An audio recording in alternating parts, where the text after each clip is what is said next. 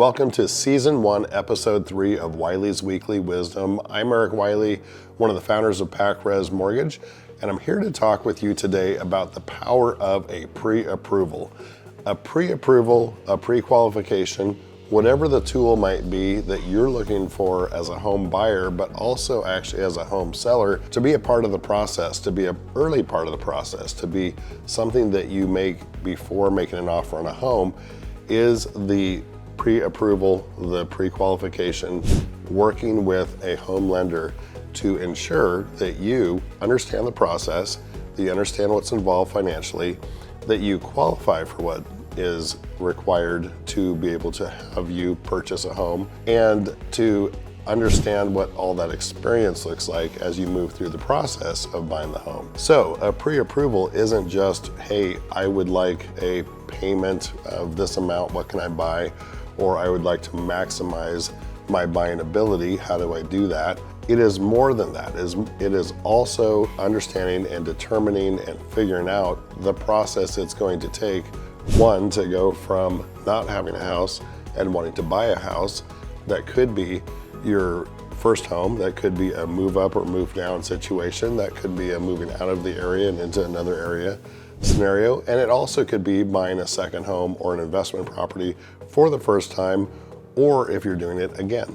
So a pre-approval is universal to that process, and it is extremely valuable. It's basically an essential in today's marketplace. A home seller and the listing agent representing a home seller are going to want to see that the people making offers on the home, because there's probably going to be multiple offers in today's existing marketplace in many parts of the country, that the buyers are able to transact, they're able to qualify, they're able to close on time, they're able to accomplish whatever milestones are necessary for that property to be able to close on the sale. And that allows the seller to receive their funds, that allows the seller to maybe move on to their next purchase. They have a lot riding on this, especially since a pre-approval represents, once you make an offer on a home, probably plus or minus around a 30-day timeline on the house that you're buying. So the seller has removed essentially the house from the market while they've accepted an offer from a prospective home buyer. And that takes time, that takes opportunity cost. That also means that if they have subsequent plans to go buy their next house, and the sale of this house makes it possible for them to buy that next house, then this is a really important thing for that seller. Maybe it's not the same every time, but most sellers care about the quality of the home buyer buying the home. They don't know all your background. They don't know all the things. If you're the home buyer, they don't know your credit history. They don't know things about your income or your assets, your liquid funds in different accounts. They don't know those specifics, but they do know the generalities of the offer that you're making, the amount of the down payment, the size of the loan, the fact that you can close within whatever period of time. Those are the features that they do care about, that they are aware of, and that stand out and maybe need to stand in either in the pack or stand out and put you ahead of the game when you're making an offer on a house.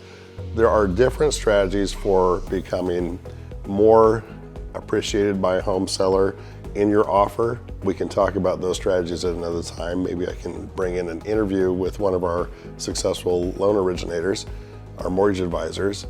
And what we can do is we can talk about what that looks like to make your offer the best offer that a home seller is going to accept. There are multiple factors there, and we can talk about that at another time. But one of the key functions, or one of the key factors with respect to becoming fully pre-approved, is in my day, when I first got started in mortgages, there was a pre-qualification. And that basically took place after someone had either shown interest in a property or was making an offer on a property, and now they needed to get pre-qualified. It's come around a little bit to where now people are getting fully pre-approved. What that means is the information that relates to you and not the subject property that you're going to associate a loan with when you buy a home, but the information that relates to your credit history, your income, your debt load, your assets, all those kinds of things are fully validated through a pre-approval process that is a full pre-approval versus in the past just a conversation on the phone or a conversation in person. We're talking about validating so that once we can attach a property to your approval, your pre-approval, it can then be validated on the property side, and then you have a full approval and are ready to go to close. So the value of an approval is that, or pre-approval, so the value of a pre-approval is that we're taking you out of the equation in terms of a question mark. We're fully getting you pre-approved under specific loan program guidelines and nuances, and then we're making you ready so that when you make that offer on a home, the part of the transaction that relates to you is covered. Now we're bringing the home into the picture and just need to focus there to help you close the transaction.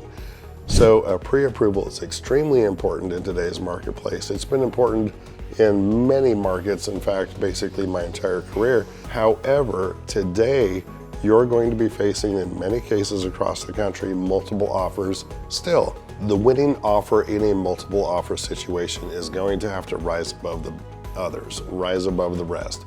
So to have your offer win, we're going to have to prove that we did a good job in pre-approving you. A lot of times that can just relate to which lender pre-approved you in our case, or whoever you might be working with. And so that entity has to have a reputation of being a quality entity in terms of making sure that those pre-approvals are real pre-approvals. Some lenders aren't the same. Not all lenders' pre-approvals are created equally.